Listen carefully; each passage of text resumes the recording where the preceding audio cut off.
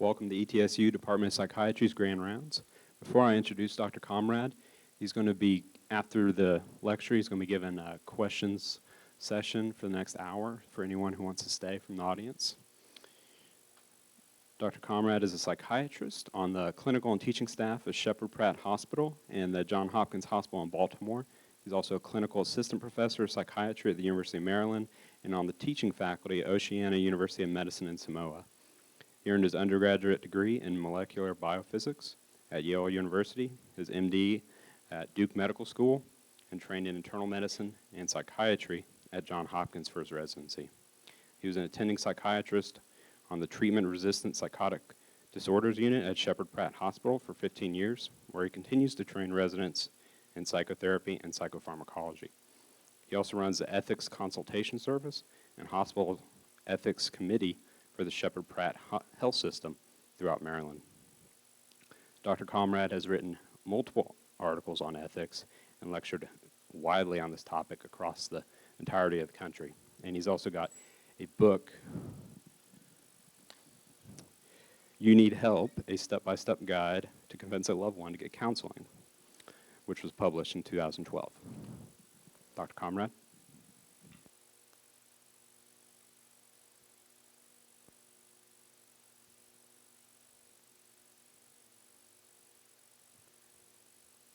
Can you all hear me? Am I coming across overhead? Excellent. Well, thank you very much for inviting me today. I've been on a journey around the country to discuss this particular topic, feeling a little bit like Paul Revere, trying to wake people up and alert them to something that's happening that I believe is coming here. And I want to share some of that with you today. But first, I have to give you my disclosure statement and to remind you that even though I'm an ethicist, we can all be friends. I guess I can say this is an ethical presentation because I have nothing to declare. So as an ethicist, I'm interested in philosophy. Ethics is a branch of philosophy. And really, Camus was the first to say that in philosophy, there is but one truly serious philosophical problem, and that is suicide. And I really do believe that of all the things that I have been involved with as an ethicist, some of the dilemmas that come to me and to the committees that I'm on also on the committee for the ethics committee for the American Psychiatric Association. So we hear cases from all over the country. I think that what we're going to talk about today really has felt to me like the most serious matter that I have confronted in the 30 years of my career as a medical ethicist. Almost as if everything that I've been doing heretofore has prepared me for what I consider to be, for me, one of the defining focusing issues of my career, and I want to transmit that to you. And as such, I do want to say that I have a point of view, and there's almost no way to avoid a point of view, and so I'm not here to necessarily present you an even-handed discussion. Perhaps many might agree that it's kind of like this election where it's very difficult to treat things even-handedly between the two candidates. They're so very different. And as Melville said, woe to him who seeks to please rather than to appall. And actually my agenda today is to appall you a little bit. And generally when I give this talk, it arouses a great deal of thoughts and feelings. And if those of you who can stay afterwards, I'll be glad to facilitate a discussion about some of the thoughts and feelings that come up in this. You know, before I go do this, I do want to say that this morning, I spent a half an hour on the phone with a patient who was suicidal, reminding me that what we do as psychiatrists and as mental health professionals is that we have a certain posture toward suicide. And that posture is historical, that posture is ethical, that posture is very much the definition of who we are and what we do. We are the professionals who have charged ourselves and are charged by our society, both on an individual level and on a public health level, to push against suicide, to fight against suicide. But I'm now going to show you that that charge is beginning to change in some countries. And I very much fear, as do many other ethicists, that we will be confronting this on our own soil sooner rather than later. So this all started for me. I actually didn't realize what was going on until last summer, the summer 2015, when this came across my email, this article. Belgian doctors ruled that a 24-year-old depressed woman has a right to end her life. And I was shocked, I was amazed as I read this article to discover the goings-on, and I ended up poking around and finding other things, such as this Newsweek article about what's happening in Holland. Euthanasia spreads across Europe, or this Washington Post article I've since been collaborating with this guy Charles Lane at the Post, who wrote, if you were a psychiatrist and a chronically depressed patient told you he wanted to die, what would you do? In Belgium, you might prescribe this vulnerable, desperate person a fatal dose of sodium pentothal. The New Yorker magazine had this whole article back June of last year. The death treatment. When should people with a non-terminal illness be helped to die? As I continued to poke around further, I came across this documentary by The Economist last year. And I have cobbled together a 3-minute montage from this documentary to give us a start on our discussion, because this certainly was something that had a deep effect on me when I saw this. I'm Emily. I'm 24 years old and I'm from Belgium. And this documentary is about my request for euthanasia because of mental suffering. And when you see this documentary, I won't be here anymore. When it comes to doctor-assisted dying, Belgium has the most liberal laws in the world. This is Emily's story. From the outside, she's a physically healthy young woman with a loving family and friends. It appears Emily has everything to live for, but she finds her life unbearable. In 2013, there were more than 1,800 doctor-assisted deaths in Belgium. While 97% of cases involved people suffering terminal or chronic physical illness, 3% were people suffering psychiatric disorders, the most extreme and controversial form of assisted suicide. Belgium is one of only 2 countries that allow it. Strict criteria have to be met before doctor-assisted death is allowed. Emily's case has to go through dozens of medical professionals and ultimately be signed off by 3 doctors, one of whom is psychiatrist, Dr. Lieve Tienpont. Ik weet niet of jij nu op dit moment zit je zelf met vragen die je wilt besproken zien. Voor mezelf de laatste weken is de destructiviteit ook weer serieus toegenomen. Emily started her application to end her life nearly 2 years ago. Ik denk dat de meeste, of om niet te zeggen eigenlijk alle mensen met een euthanasievraag op basis van psychisch lijden, hebben een lang verhaal van psychisch lijden. Dus dat is helemaal verschillend van iemand die een acute depressie doet, bijvoorbeeld naar aanleiding van een rouw. Dat is juist de inschatting van de artsen en de 3 artsen die met de patiënt bezig zijn. Want binnen psychiatrie, de mogelijkheden zijn oneindig. Medicatie, combinatie van medicatie met ambulante residentiële therapieën kunnen we verder doen. Maar het moeten eerlijke kansen zijn waarvan we echt weten dat het perspectief kan bieden. En bij sommige mensen hebben we die niet, zoals we dat in sommige kankersituaties ook niet meer hebben. Is dat ook zo bij psychisch lijden? Soms hebben we niet meer, niks meer te bieden.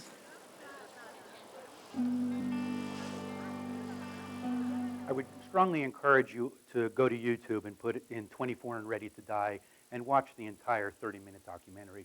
Spoiler alert, because I'm going to tell you how it ends. We follow her and she mugs for the camera, looking out over the rooftops of Brussels and saying goodbye to her friends, and all of her friends crying. We go all the way in to the bedroom where the doctors come in and set up the lethal injection, and at the last minute, she relents.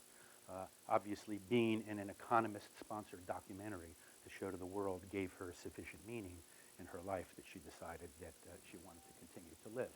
But I do want to encourage you to see that.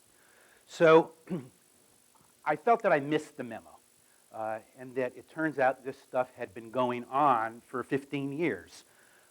And I began to feel like, look, that may be going on over there, but it's going to soon be coming here, and that we need to pay attention. I felt like the period before World War II, the isolationist period, where everybody wanted to say, well, the stuff that's going on in Europe, that's Europe's problem. That crazy stuff that's happening over there, we can stay out of it. And I really want to try to encourage everybody that I speak to that, no, we can't stay out of it, and I have gotten very much into it, and I'll explain to you how. All right, so let's get into a couple of pieces of terminology here to start this discussion. In Alice in Wonderland, the Red Queen says, a word means whatever I want it to mean, nothing more and nothing less. So the phraseology that is used in these discussions kind of depends on your point of view, right? It's a little bit like right to life versus choice. So we have physician-assisted suicide, or compassionate assistance to die, or physician-assisted dying, or voluntary euthanasia, or aid in dying, or death with dignity. Many of you may remember good old Dr. Kevorkian, who tried to coin a term for us, medicide. And if we didn't have enough terms, we now have the term dignicide, which is being promoted by this interesting and strange organization, the World Federation of Right to Die Societies. So people keep trying to modify the language in order to create the connotations that they want. So it's very interesting to see these ideas. My gradkins came to visit. They talked mostly about world politics and kept asking me how I felt about the euthanasia. So it's interesting how words get moved around in the different contexts. So let's, for the purposes of our discussion, I want to outline sort of 3 levels of increasing moral complexity. And the first is assisted dying, or passive euthanasia. Now that is a horse that has been out of the barn for at least 25 years. That's the so-called pulling the plug, letting nature take its course, helping to facilitate making patients comfortable palliative care. You withdraw life support, although I probably should change that. You don't withdraw all support, you withdraw life support. The second level is physician-assisted suicide, which is actually where we're at now in discussions in the United States, as I'll show you shortly, with 5 states.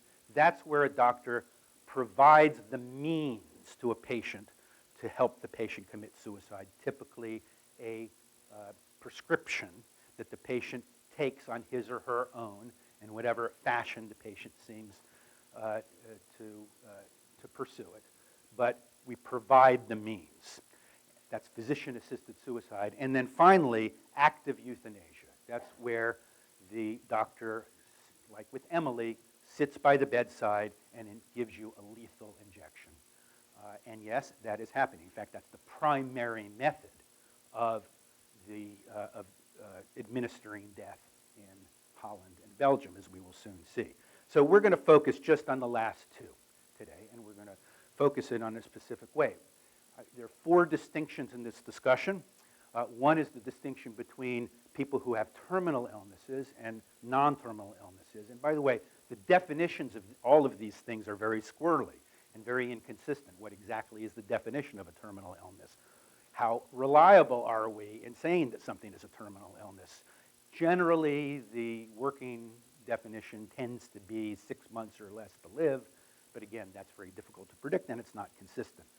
Sorry, pushed the wrong button there. The second phase of the discussion is the distinction between, which we've already touched on, doctor giving you the means versus the doctor administering the means. Another dichotomy of the discussion is whether you are being monitored by healthcare professionals in the act of this taking place to make sure that it's done properly, or if it's unmonitored. You know, given the means, you can go off to the woods and do it by yourself. That's another dichotomy in the discussion. And then finally, and this, of course, this audience understands, I've made a very blurry line between these two, the psychiatric conditions versus medical conditions, schizophrenia and mood disorders as opposed to ALS.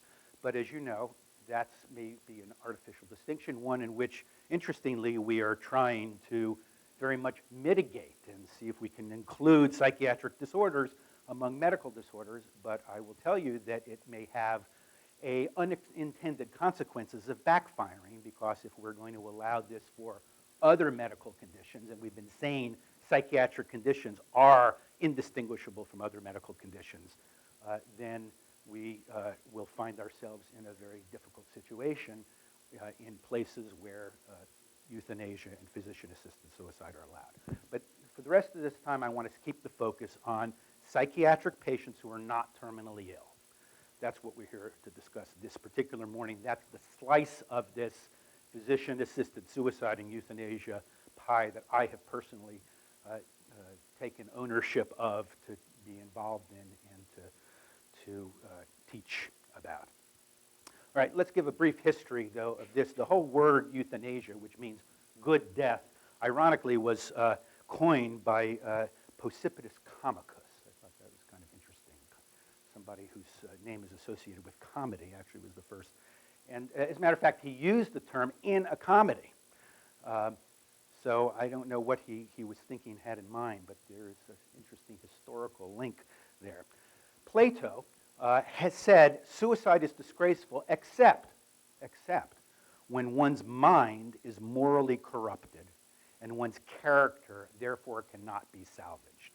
Now, I don't know how accurate that translation is. I didn't translate it myself, but it has something to do with there are problems in mental life that seem to give Plato some exception to the rule that suicide is not a good idea. But of course, there were moral issues here because the word disgraceful itself is a moral issue. However, moving into our particular domain, Hippocrates, as part of the Hippocratic Oath that many of you may have taken, says, "I will not give a fatal drug to anyone if I am asked, and neither will I counsel a man to do so."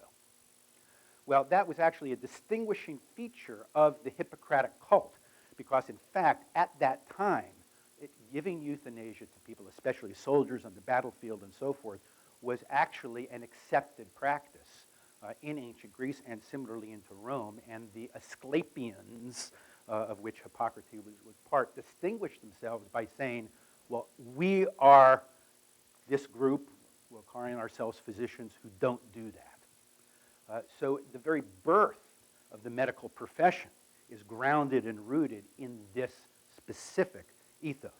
Now I'm going to jump over the Middle Ages and the church and all of that and bring it a little bit more into modern times. The first encounter in psychiatry that we have with physician-assisted deaths is this guy, Walter Kempster, who revealed to the newspaper in Milwaukee the story about how he was passing by a burn victim in a fire, and third-degree burns, terrible situation. He reached into his bag and gave her a morphine overdose and killed her. And it turns out that the practice was fairly widespread in the 19th century here in America, but tolerated. And this sparked a number of discussions, and it was a famous story in the New York Tribune where it was talked about, should we make this a legal practice for physician? And the big editorial there said legalization might make an honorable profession the subject of constant fear and suspicion. What are the consequences of knowing that one option that your doctor has in the treatment plan to provide you when you go is death? That there's something very confusing about that. Well, we can't review the history without having a stop in Nazi Germany. And the intellectual underpinning of the entire Nazi euthanasia program was a psychiatrist, Alfred Hoch, who wrote this book in 1920, Allowing the Destruction of Life Unworthy of Life. And in fact, it was psychiatrist Alfred Hoch, who coined the term death with dignity. That was the very first time it ever appeared in any kind of a published form. This became the intellectual manifesto on which, and by the way, this is a quote from the book, "Not even the Hippocratic Oath is really binding anymore. Development over the centuries has been retarded partly because of the Christian way of thinking. The intellectual level of the mentally ill person is that of very low animal life." This is a psychiatrist writing. "We doctors know that in the interest of the whole human organism, single, less valuable members have to be abandoned and pushed out." And this inspired Hitler to write, "It is right that the worthless lives of such creatures, the mentally ill, should be ended, and that this would result in certain savings in terms of the hospitals, doctors, and nursing staff." And hence the development of the so-called T4 program, the very beginning of the Holocaust, in which psychiatrists shepherded their patients to the gas chambers. The very first people to have been killed in the Holocaust before the gypsies, before the homosexuals, before the Jews, were the mentally ill. And this was the edifice on which it was built, and we absolutely need to include this chapter in our history. By the way, I've been unable to find anything in the archives, and if anybody has any information, I'm still in search of, whether at the time the American Psychiatric Association knew about what was going on, protested about what was going on, in any way reacted to it. And I can't even find anybody who's old enough to have been a psychiatrist back then to have a personal memory, let alone archives. All right, let's move into the modern era as symbolized by Dr. Kevorkian. Where are we now in the modern era? There are 5 states that, as of today, have legally physician-assisted suicide. Not euthanasia, the second level, providing the means. And in the United States, at this point, it is strictly for people who are terminally ill. Oregon was the first in 1997. At that time, a poll showed 56% of psychiatrists were in favor of it. In 2014, there were at least 105 deaths. Believe me, not every case is being properly recorded and documented. The vast majority, almost 90% of those, are unattended by the physician. The patients are getting their prescription and doing it themselves with their families alone, et cetera. You can see the other states that have since come online. Here are the states in which it's been so far explicitly defeated, most recently New Mexico. But that doesn't mean it's not going to come back. It was actually defeated in my state of Maryland, but I guarantee you it's going to be on the legislative agenda next year. I know all the people who are pushing it. But again, we're talking about the terminally ill. All right? Now, what about people who are not terminally ill? What about people who have just psychiatric disorders? Well, that's not legal. That doesn't mean that it's not being done. Lawrence Egbert, who was actually on the same faculty of Hopkins that I am, who passed away this summer in June. This is the board action against Dr. Egbert for 2 cases. He helped an 87-year-old woman with worsening depression who was not terminally ill, and a 76-year-old woman with just depression helped them to commit suicide. He was the medical advisor of this so-called Final Exit Network. And they have this book, The Final Exit, The Practicalities of Self-Deliverance, and Assisted Suicide for Dying by this guy, Derek Humphrey. In the book it says, "Follow my instructions for a perfect death. No mess, no autopsy, no post-mortem." So this guy, Egbert, got nailed by the board and in a number of other states helped psychiatric patients to suicide and was actually preparing for hearings in those states, and then he died. He did not administer his own death.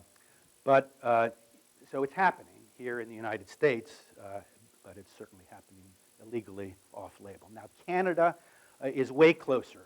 In 2014, physician-assisted suicide, remember administering, giving the patient the means, was legalized in Quebec, but for only terminally ill. In February 2015, the famous Carter versus Canada case in the Canadian Supreme Court. And the Canadians said you cannot, the Supreme Court said you cannot limit this to only the terminally ill. That it has to be it has to include the non-terminally. In fact, the case, Carter, in Carter versus Canada, was a case of ALS. So the Supreme Court said you must make this available, and you must make it available for the non-terminally ill, and it has to be available for situations of grievous and irremediable conditions. That was the language of the Supreme Court. By the way, irremediable can mean I can treat you, but you can say no. I can offer you ECT, and you can say no. And if you say no, and I think ECT is the only thing that's going to help you, then it is irremediable by definition. So it charged Parliament, Canadian Parliament, to come up with a law for this. So the Canadian Parliament met, and they tried, the committee that studied this recommended that it be available for the mentally ill, that it be available for proxy consent for competent children, that they make available euthanasia advance directive, so I can decide now that when I'm incompetent 20 years from now, I want you to give me euthanasia. That if you're a physician who refuses to do it, you are obligated by law, they wanted to say, to refer to a doctor who will do it. So you've got to be a part of the machinery, even if you're not going to be the end person in that machine. You must make sure the patient gets moved along towards death at their request, at least somebody who's willing to consider it if you're not. And if you're a publicly funded institution, incidentally, most hospitals in Canada, unlike the United States, are Catholic hospitals. If you receive public funds, if you refuse to provide this service at your hospital, that your federal funds can be taken away from you. That's what Parliament wanted. The Trudeau administration pushed back, and in just April of this year, they achieved a law that had available for the terminal and the non-terminally ill, but excluded the mentally ill. So Trudeau's mother has bipolar disorder, by the way. That may have been relevant. No advance directives and no children. So Canada is right there on the verge. So you think we're safe, but in June, the federal court in Canada heard a case of a woman with conversion disorder who wanted to have physician-assisted suicide, and they determined persons with a psychiatric illness are not explicitly or inferentially excluded if they fit the criteria laid down by the Supreme Court, the appeals judges said. So the court system is pushing back and saying, look, you may have passed a law that said you can exclude people with psychiatric disorders, but we're saying that doesn't have significant legal basis. So I will predict that within 1 to 2 years, psychiatric patients will be able to avail themselves of this technology in Canada. Let's talk about where it's been going on for over a decade, the Low Countries, Luxembourg, Netherlands, and Belgium. I'm just going to focus on the first two. All three of them in 2002 enacted a law, and with significant features. They decided that it was possible to have a doctor provide the means or administer the means, that they took away the distinction between terminal illness and non-terminal illness. They took away the distinction between physical and mental suffering. So suffering is suffering is suffering, and it doesn't matter if it's, you're in terrible rib pain from a metastasis or if you're experiencing the mental suffering of a psychiatric disorder. They instituted these terms that we can debate and argue what terms they mean, especially in psychiatry, untreatable and insufferable, which almost in a way is practically definitional of psychiatric disorders. Psych patients are eligible as of 2002 in these countries, and doctors can either provide the means or give a lethal injection. First, let's look at some data now, and some specifics. Let's look at the Netherlands. Again, since 2002, the request has to be voluntary and well-considered, repeatedly asked. You have to meet the criteria of unbearable and irremediable without improvement. The patient has to be informed of the options, and just like in Canada, okay, untreatable means untreatable with treatments that the patient is willing to accept. Now look, we're psychiatrists here, and we understand the issue of compliance, the issue of resistance, the issue of psychotic denial, the whole paradigm of involuntary treatment, but patients refusing that does count as untreatable. Now, at least one outside physician, independent, must be consulted and concur. If this is a psych case, 3 are recommended, but not required. And one of those 3 should be a psychiatrist, but not required. Okay? Think about that. Psych patients. So you could bypass ever seeing more than one other doctor who doesn't even need to be a psychiatrist to get your euthanasia card in the Netherlands. And the physician may end patient's life with due care and medical attention. And again, you can give the patient a prescription or you can inject the patient. So in the Netherlands, from 2008 to 14, there have been over 26,000 people euthanized. It's been about a 300% increase since it's been first instituted in 2002. As of 2012, almost 3% of every single death in the Netherlands has been produced by a physician. 55% of physicians have been asked by at least once by their patients for this service. Here in the US, a similar survey, it's 20%, but it's not much of an option here, at least in those, except for those 5 states. 60% of the requests over that time have been granted. In the states where it's illegal here, only 5% of requests are granted. 1% of the completed euthanasias in the Netherlands were psychiatric-only cases. Somewhere between 200 and 300 different reports differ. And about 16% had problems with completion. It didn't work. Right? Think about, death penalty. Doesn't always work. So in the Netherlands, there are 2 paths. One path is through your personal physician.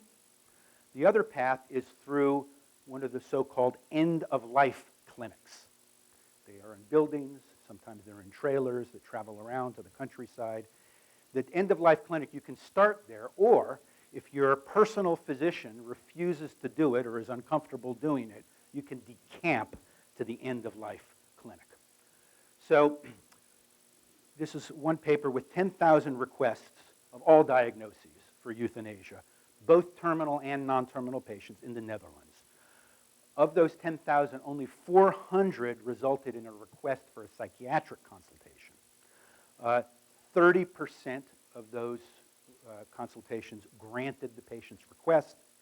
70% refused because either they felt there was really no psychiatric diagnosis, or it was not very well considered, or it was felt that transference and countertransference issues were way too caught up in the decision. We'll come back to that in a moment. So it's focusing specifically on psych patients. We're going to look at both paths. First, via your own doctor in the Netherlands. So in this very important paper that came out earlier this year, there were 66 psychiatric patients who died by injection or self-administration between 2011 and 14. 52% had the diagnosis of personality disorder. 56% refused one or more recommended treatments. And why did they refuse? They were skeptical that these treatment alternatives would be effective. 20% were never treated as inpatients, right? You want to think about what is a sign of a very significant treatment effort, an aggressive treatment, right? It would be inpatient treatment. 20% of the people who were killed has never once been an inpatient. 38%, I mean, think about other sort of things that we associate, for example, with treatment-resistant depression, ECT, MAO inhibitors. 38%, only 38% had ECT at one point, only 11% had ever been on an MAOI. 66% cited their major motivation for wanting this was because they felt lonely and socially isolated. 24% of the cases, the independent consultants disagreed, but there was one said yes, another if there was more than one consultant. Even though the consultants couldn't agree, in 24% the patients were euthanized anyway. And half of those cases the particular reviewer, the particular consultant who objected was a psychiatrist. So they overrode the psychiatrist's objections. And yet, the review committee from the government that looked at this nevertheless concluded all these cases were found to be handled with due care. 73% of psychiatric patients who were killed in the Netherlands in those 3 years were killed by their own treating psychiatrist. Not by, I'll send you down the street. No, I'll kill you. 73% of the time. Now, what about the end-of-life clinics? So here's one paper, 645 requests. Now remember, a lot of the reason people go to these end-of-life clinics, these Lebenseinde Kliniken, is because their primary treater is not willing to do it. 85% of patients were in that category. They granted 162 of those requests, 25%. I want you to keep that 25% in mind. We're going to come back to that. All right, of those 162 granted, 98 were killed by the clinic, 23 were killed by their own treating physician. Now, of those requests, 121 of them were psychiatric only, mental disorders. 45% of those were actually denied by their own treating physician or reviewers, and that's why they ended up at this clinic. Of those 121, 6 requests were granted. Half of those were executed, pun intended, by their own treating psychiatrist. That's about 5% of the patients. About 40% of patients, the primary diagnosis on the forms that were archived, that this data comes from, the primary diagnosis was tired of living. And of those people who fell into that category, I mean, you can see how this thing has gotten out of hand. 20 of those 40, 11 of those tired of living patients were granted. That's about 20%. Okay? So here are 2 publications, one from the Dutch Psychiatric Association, another from the Dutch Medical Association, guiding physicians about how to handle this in a country where death is an option for a treatment plan. So from the Dutch Psychiatric Association, I had it translated, and just some of the things, I'll share with you a few of the things in this pamphlet that you get if you're a Dutch psychiatrist.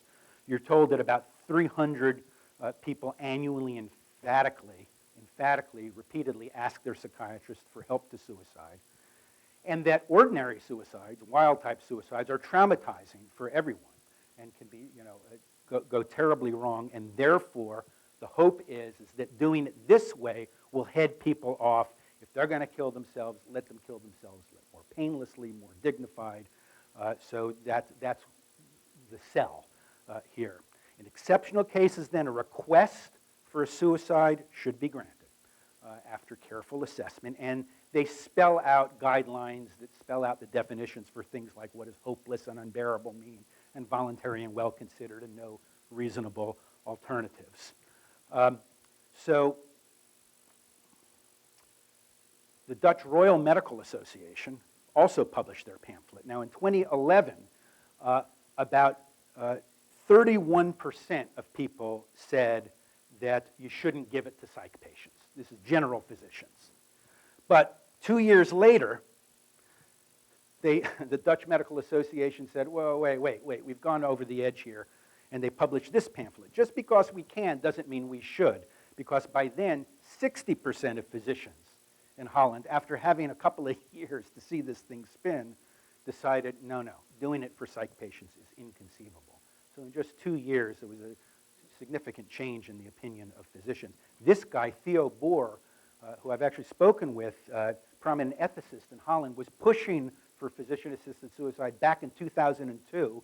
So now in 2014, he had argued that it was a good euthanasia law would produce relatively no numbers of death, but based on how it played out, he said, now the very existence of euthanasia law turns assisted suicide from a last resort into a normal procedure. And now it's gone even a step further. Now there's agitation, including support from a parliamentarian, to make a non-prescription suicide pill available in pharmacies for people who don't meet the criteria, or that the system will not allow them to get their suicide requests fulfilled by the medical establishment, and they're going to be doing a pilot study for that.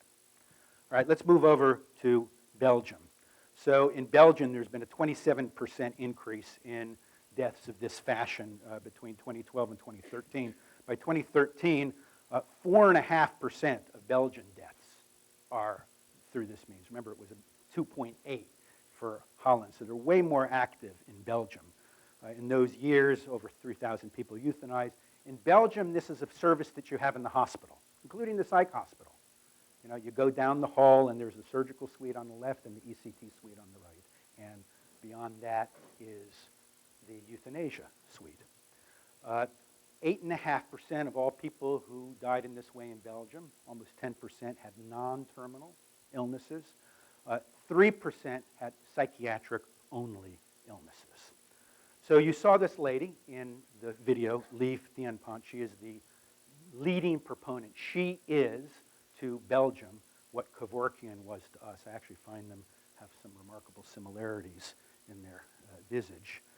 She wrote this book, Libera Me, on euthanasia and psychological suffering. As you might well imagine, just like in Oregon, the majority of cases are traceable to a handful of physicians. It's not terribly widespread, but she is the number one. So she published this paper in the British Medical Journal, looking at the first 100 psychiatric patients that she considered. She said they were all found competent, even though 14 of them were psychotic. So I don't understand that. That seems paradoxical that you could have psychosis and be competent to make this decision, and we can talk about that. 48 were accepted. That's 48% acceptance rate. Remember back in Belgium, Holland, I told you, remember 25% acceptance rate. So here in Belgium, almost 50% acceptance rate. 35 of those, 73%, went on to be euthanized, mostly in their home. And mostly in Belgium, it's injection.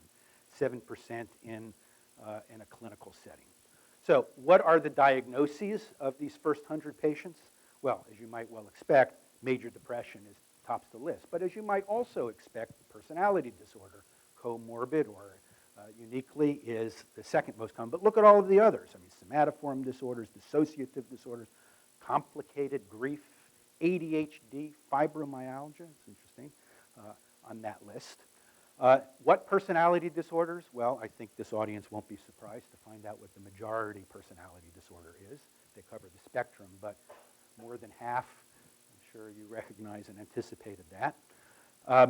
But, you know, here's one case just to show how far they go. This is a man who is fighting and was successfully granted the right to euthanasia because of struggling with sexual identity, specifically homosexuality. He just had dysphoric, ego-dystonic homosexuality and had been struggling years and years and years with it, and he was granted euthanasia in Belgium. One Catholic nursing home is actually currently fighting a battle because they're being fined for refusing to allow, because this takes place on, they're refusing to allow a patient who got a euthanasia permission to leave and go and get her euthanasia. All right, so let's look a little bit at some of the ethical aspects here. A number of medical societies around the world have put this in their code. The AMA is categorically against it. The World Medical Association is categorically against all forms of physician-assisted suicide.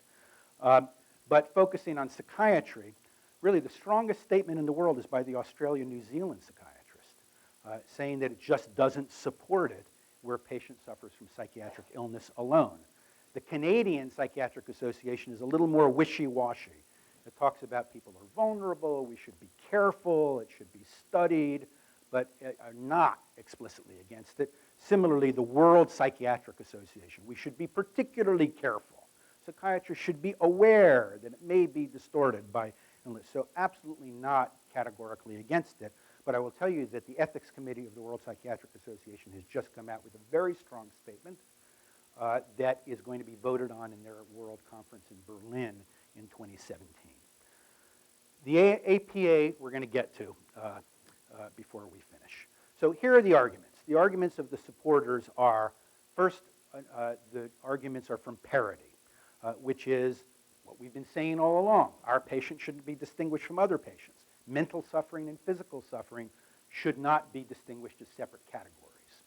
And that psychiatric patients are at least potentially capable of the same degree of competence and capacity that we see in medical patients. And if we feel that medical patients, ALS people and MS people are capable of having sufficient capacity to make this decision, then at least potentially our psychiatric patients are. And that the usual standards of competence should apply. We'll get back to that in a second.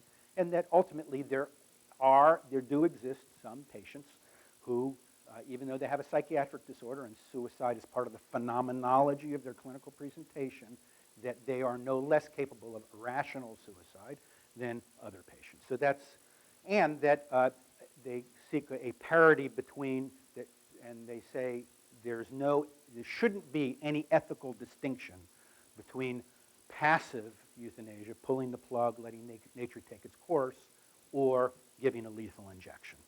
That it really is all the same. And if it's okay to pull the plug, it's okay to give a lethal injection, goes the argument. Clearly, autonomy, self-determination are the driving moral values here that underlie these arguments, and beneficence, doing good for the patient, doing the right thing, and that ultimately we're trying to relieve patients of their suffering, and if that relief of suffering involves death as the really only form that we can provide that relief, then that is within the scope of the charge of beneficence as an ethical construct. And that if society says that a patient has a right to have this, that whenever there's a right, there's a duty. And if we give patients the right, that means that the physician has the duty to fulfill that right. And they argue from a public health point of view that having the option to do this may actually deter people from suicide. Knowing they can always do that, that's always available, will allow some people to live. Something which I'll show you in a moment doesn't stand up to epidemiological scrutiny. And that this is a more certain method, less messy method. So if people are going to do it anyway, we've already seen that. So always in medicine there is a dynamic balance between paternalism and autonomy. But there are some places like the Netherlands that long ago legalized marijuana, legalized prostitution, now is doing this with euthanasia, where you can drive the autonomy train, in my opinion, off the rails.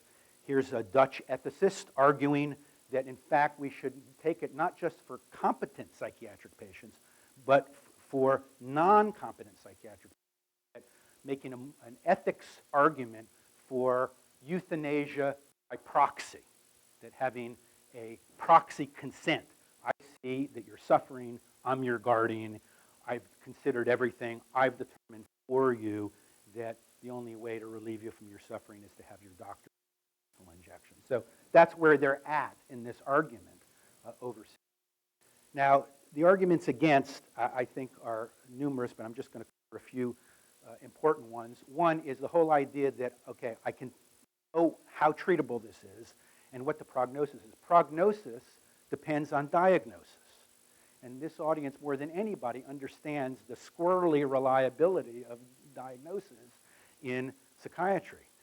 So, actually in all of medicines, but particularly in psychiatry, we're a phenomenologically based diagnostic system. We don't have another domain of validation like an EKG or something like that to be the, or cardiac enzymes to validate our phenomenological construct. So, to say, look, I know what this patient has and I know the treatments that are right for this and I can tell you the prognosis, really depends on the diagnosis, and we don't have that. We also have a great deal of complex comorbidity.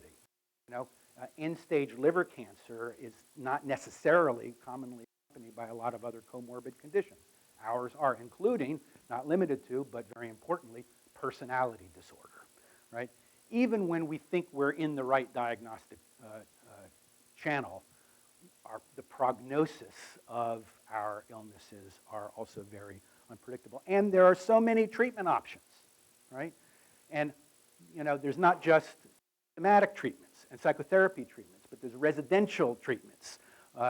There's group treatments. And I mean, I don't have to list them to yourself. So actually, this is what the psychiatrist in the film was saying. Well, there's this, and there's this, and there's this, and this. We actually have many more treatments available for our conditions. So, there's a real question. Is there actually any such thing as an untreatable psychiatric illness? And I think that's part of the discussion that we need to have. I want to maintain personally, there is no such thing as an untreatable psychiatric illness. And we can debate that if you want afterwards. I'll just put that out there. The whole issue of capacity, our whole capacity evaluation system is really geared to lesser decisions. And with increasing need for more sophisticated capacity at these, all the way from having a proxy decision maker to making decisions about research. And now we're in a domain that's never been explored before. The highest degree of capacity, which is the capacity to decide, I want to die, and I give you permission to kill me. So the whole world of capacity, this Louis Charlin said, the determination of decision-making capacity is a matter of considerable controversy among researchers and clinicians. It's doubtful that our current knowledge and practices governing the determination of decision-making capacities will be able to bear the weight of the new federal legislation in Canada. This guy's writing in Canada. Transference and countertransference. How easy is it to be infected by the hopelessness of your patients? Projective identification. We know about these things as psychiatrists, that patients can recruit us unconsciously into their hopelessness, into their helplessness, and that we can become colluders with that hopeless and helpless. So this particular study, looking at cases in Holland, showed the degree to which transference and countertransference were considered a volatile part of the situation by consultants. Societal considerations. John Mayer, editor of the Journal of Ethics and Mental Health, wrote this summer, should society's failure be a legitimate source of intolerable suffering? Are we pushing people towards wanting death and then perversely offering a legal path to that end? Shame on us if we are. Because think about this as providing a short circuit, a shortcut from pressures upon exhausted families, exhausted treatment teams, overspending insurance companies, overspending families with out-of-pocket costs and copays. You can imagine that if this and where this becomes a legalized option, that is a very tempting shortcut. The whole idea of advance directives, that if I write an advance directive now, will I really be feeling the same about it when I'm no longer competent? But it would certainly be convenient if my relatives knew that I didn't have to have the expensive treatment that occurs in the last year of life. What about implications for involuntary commitment? Somebody has their euthanasia card, hasn't used it, somehow or another ends up in your emergency room and is suicidal, right? So, but I've got my euthanasia card. Well, does that mean you don't hospitalize them? Does that mean you send them home?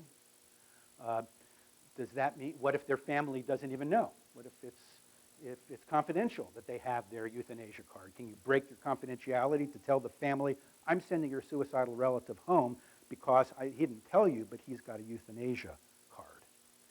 This whole idea of lowering the threshold for suicide and the incredible mixed messages that gives. Here's a study in the Southern Medical Journal looking at what happened in Washington and Oregon after the institution of legalized physician-assisted suicide. What happened is that, in fact, it was predicted that natural suicide rates would go down. No, in fact, they took an uptick once you opened the door to legitimizing suicide as an option. So the data does not support that you discourage natural suicide by implementing assisted suicide. So in our efforts at public health, look at this. You can go to the suicide prevention program or the assisted suicide.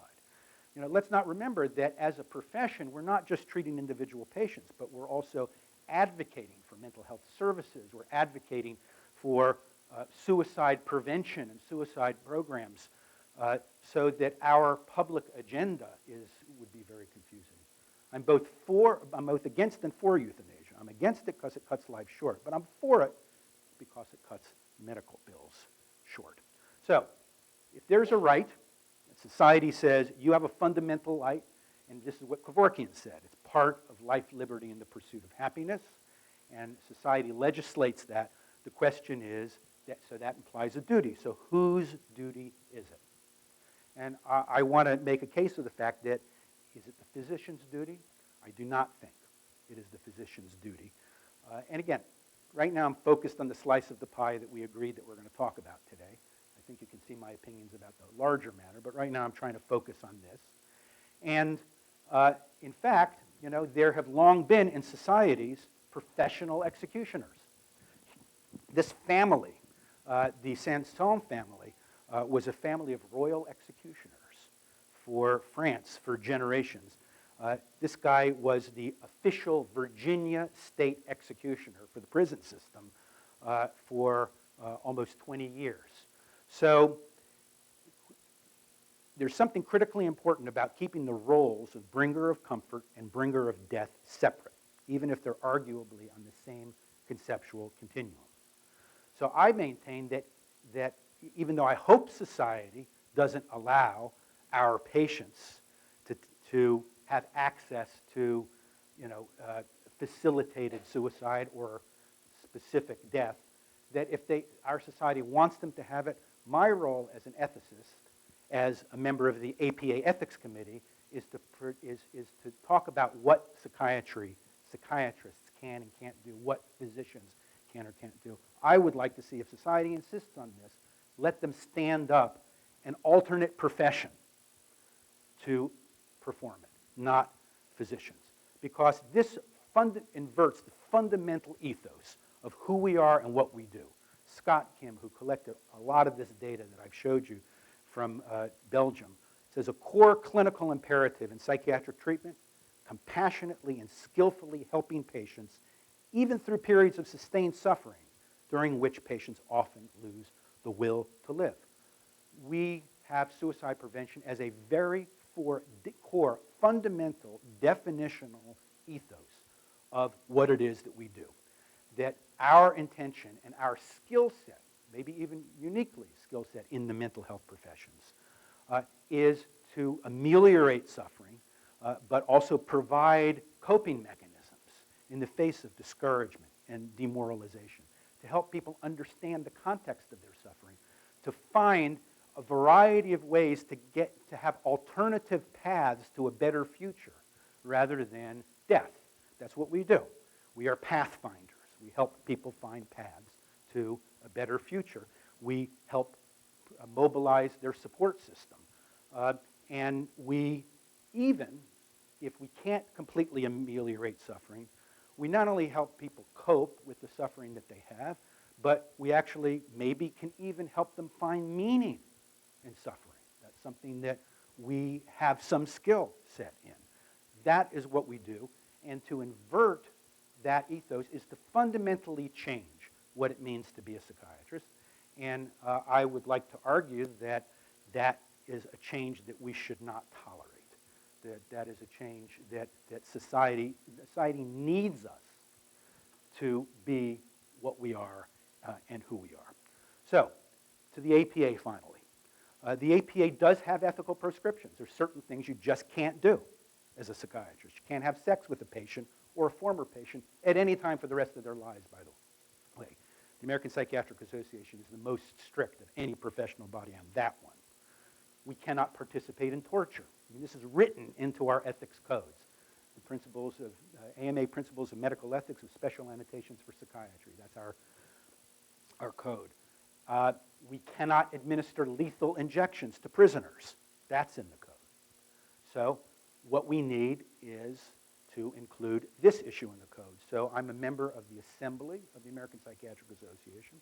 I and a colleague, a forensic psychiatrist in Maryland, Ann Hansen, and I initiated an action paper, which is like a bill that we took to the Assembly, and if the bill passes, it goes to the Board of Trustees, who's supposed to sign off on it, and then becomes official policy. Took it to the Assembly in May, and the Assembly unanimously voted for this resolution. Be it resolved that the Board of Trustees of the APA adopt the following position statement. The APA holds that a psychiatrist should not deliberately prescribe or administer any intervention to a non-terminally ill person for the purpose of causing death. So, if the board does what it's supposed to do in October, when it meets, the APA will be the largest, most important, most influential and authoritative body of mental health professionals in the world that has not mealy-mouthed and wishy-washy like the Canadian Association or the World Psychiatric Association heretofore, to come out and definitively say you shouldn't kill your patients. It's not okay. It's not ethical. You shouldn't have sex with your patients, and you shouldn't help your patients to suicide. You shouldn't aid it and abet it and facilitate it and administer it. That's not what we do. So I'd like to think, and I can't tell you that it's official APA policy until the board votes on it, but if it does, I will certainly feel satisfied that my particular role in that quest has been fulfilled, because I think that will be an important statement. Many people in the Netherlands, Holland, Canada are members of the APA, and I've coordinated with the WPA, with Paul Applebaum, who's the chair of the ethics committee there. And by the way, our ethics committee, the APA ethics committee, also unanimously endorsed this statement as well. And the World Psychiatric Association Ethics Committee now has a similar statement, and as I said, that's going to be voted on in October 2017. So, here I am, Paul Revere. I'm saying the redcoats are coming. What's happening across the pond is coming here. And the thing is, it's going to come here on the coattails of the sacred tropes that we already have. Parity, anti-stigma, Americans with Disability Acts, the way in which we have been working. And all of these things are good, right? But everything has another side to it, a flip side. So under those sacred tropes will come the request, because there's no country on earth yet who has instituted physician-assisted suicide for the terminally ill, where it didn't gradually morph into the non-terminally ill, and then once that door is open and the psychiatric patients get in line, the non-terminally ill people who think a lot about wanting to die, where they don't get in line. So the fact that we already have 5 states and more will be coming online, having this for the terminally ill, these particular tropes, these Trojan horses, will contain the challenges, the ethical challenges of our future. That's why I call this an approaching tsunami ethically. So to close, my mentor, Paul McHugh, the former chairman at Johns Hopkins, wrote very eloquently about this topic back in the Kevorkian days. Patients are seduced by isolating them, sustaining their despair, revoking alternatives, stressing examples of others choosing to die, and sweetening the deadly poison by speaking of death with dignity. If even psychiatrists succumb to this complicity with death, what can be expected of the lay public? So, to close, the words of Winston Churchill, never give up, never give up, never, never, never. Thanks for your attention.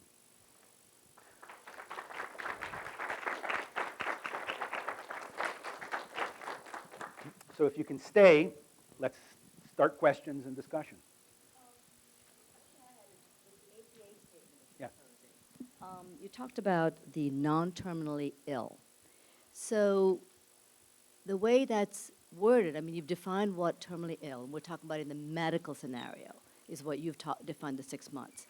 So when the APA is saying that, are they talking about it from the standpoint then of the medically? Because you've talked about psychiatry as your belief that there is nothing that's terminal, so to speak, within the psychiatric realm. Right, so this was extensively discussed, and we decided that no, we should not limit this statement to the psychiatrically ill. That the so-called medically ill, I mean, look, there are many people who say, and I agree with this, Paul McHugh is a big champion of this idea, by definition, anybody who is suicidal has a psychiatric disorder. That's our wheelhouse, right?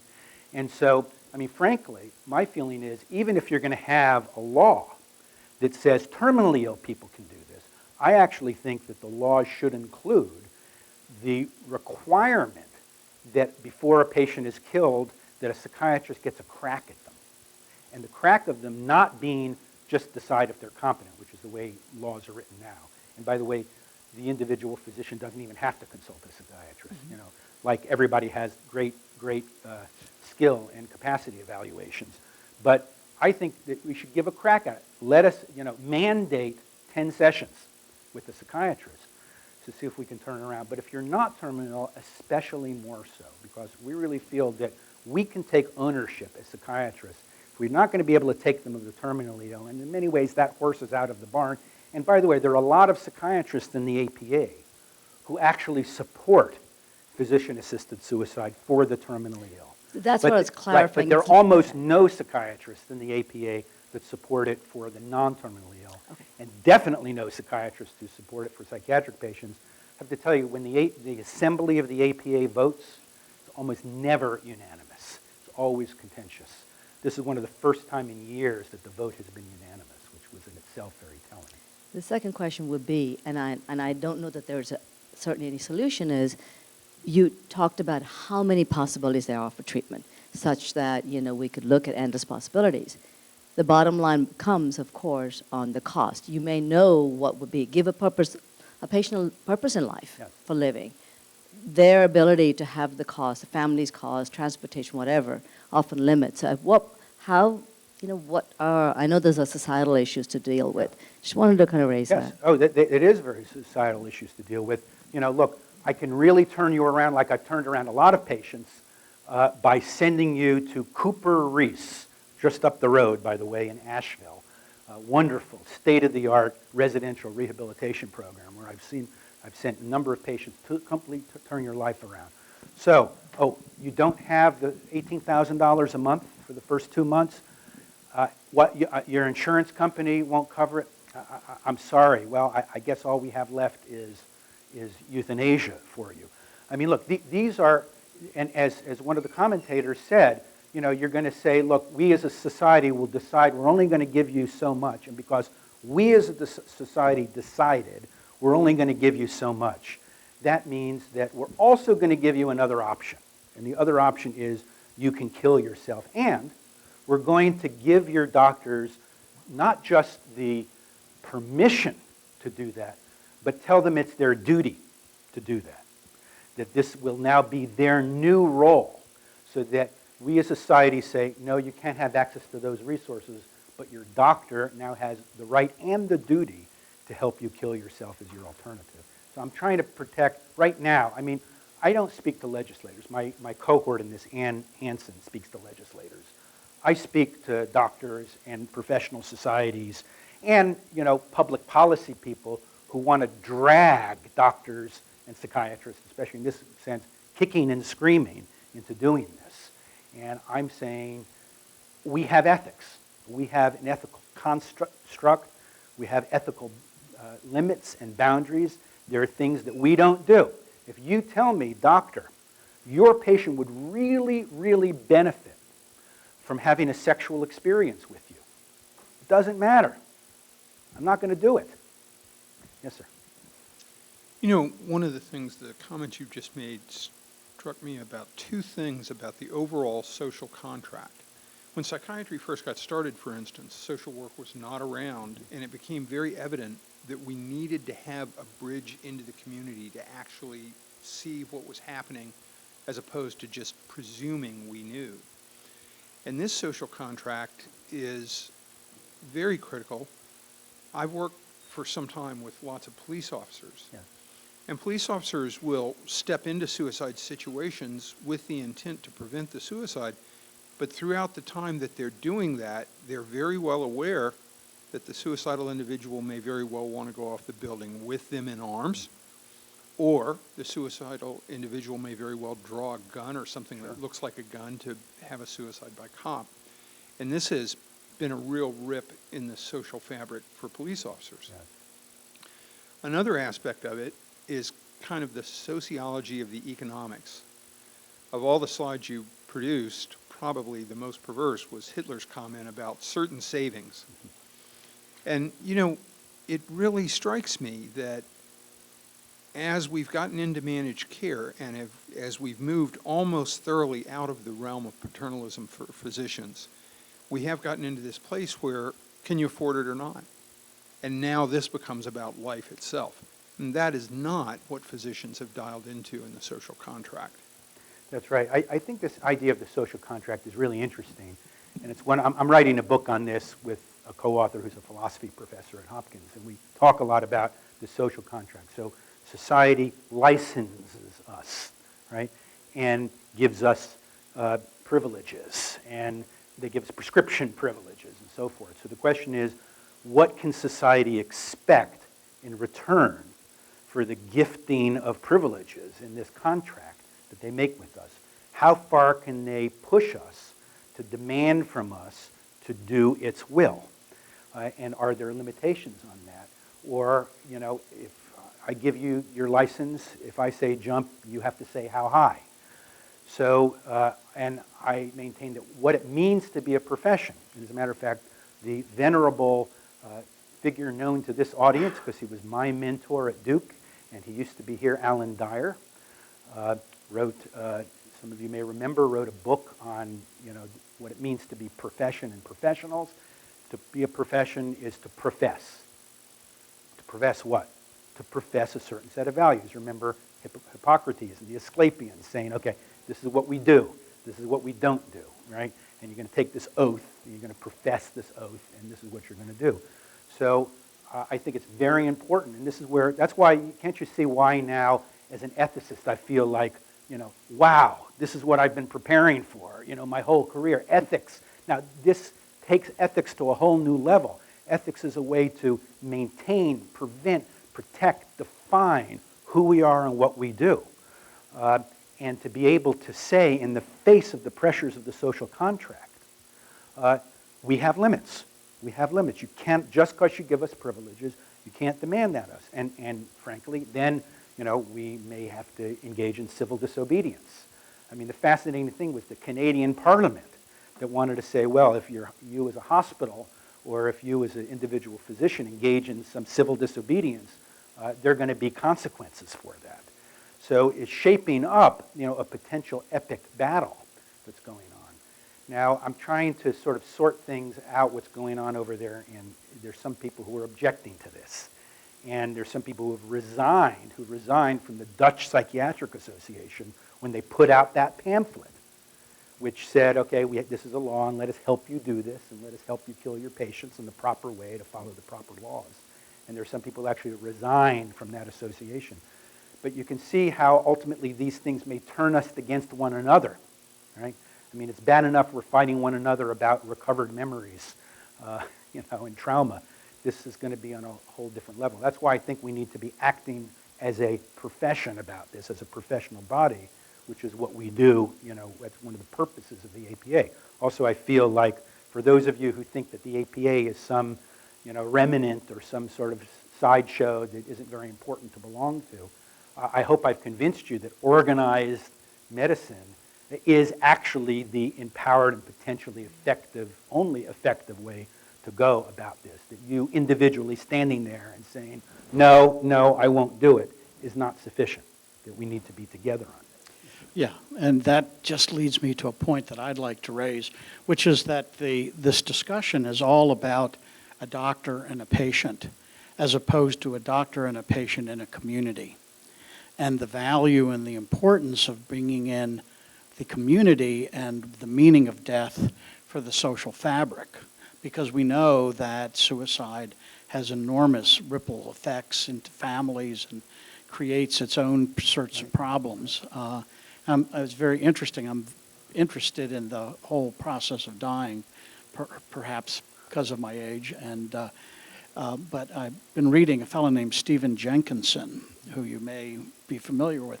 He actually, you know, wrote a book called Die Wise. He's very supportive of the kind of position because he believes that death is a community event. It's not an individual event. Yes. And I think that's part of the conversation that really needs to be brought into what is the social impact of this, as well as the individual's rights and, you know, and the doctor's duty. Well, I wonder whether, as you've been thinking about this and reading about this, do you, in your own mind, parse the terminally ill from the non-terminally ill? Or do you, in your own mind, parse our patients who are in our wheelhouse, who are, so many of them wanting suicide and who by very virtue of their illnesses are unable to tolerate it, so forth. Do you see them as exceptions to death-wise kind of arguments, or do you feel that, no, this encompasses our folks too? I think I don't think we're ready for the whole assisted suicide question. In general. Actually, period. Yeah. I don't think we're technically quite capable of doing it, but I don't think we really quite understand what we're doing. Yeah. At the very broadest level. In my world, your world, psychotherapy and working with psychological patients, I take a position very similar to yours in that particular work, because I worked with primarily ambulatory schizophrenic and very severe personality disorder clients for many, many years. Many of them were living on the edge of death for years at a time. Sounds like my practice. Only to emerge in ways that are really remarkable.